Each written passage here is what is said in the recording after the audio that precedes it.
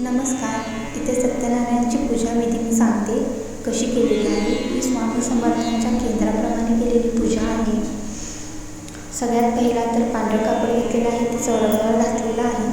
त्याच्यावर थोडेसे तांदूळ घातलेले आहेत बरोबर मध्यभागी, व त्याच्यावर कलश पाण्याने भरून ठेवलेला आहे. त्याला हळदी कुंकू लावलेला आहे.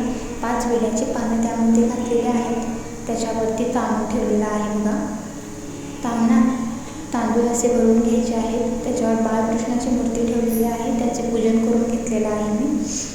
डाव्या साईडला नारळ ठेवायचा आहे पूजेसाठी, त्याची पूजा करून घ्यायची आहे. समोर जोड पानाची 3 विड्याची पानं ठेवलेली आहेत. एक म्हणजे वरुण देवता, एक गणपती देवता आणि एक कुलदेवता, अशी 3 विड्याची पानं ठेवायची आहेत. समोर प्रसादासाठी शिरा बनवायचा आहे. सत्यनारायणचा फोटो ठेवून पूर्ण अशी पूजा विधी मांडून घ्यायची आहे. बघा, इथे सत्यनारायणचा फोटो असं छान फुलांनी सजावट करून घेतलेला आहे.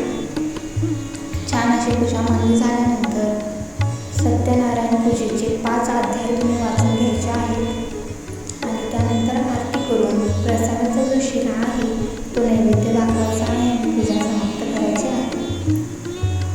ही पूजेची मांडणी स्वामी समर्थ केंद्रातल्या प्रमाणे आहे.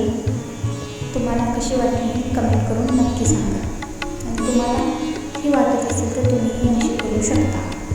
सत्यनारायणची पूजा दर महिन्याला पौर्णिमेला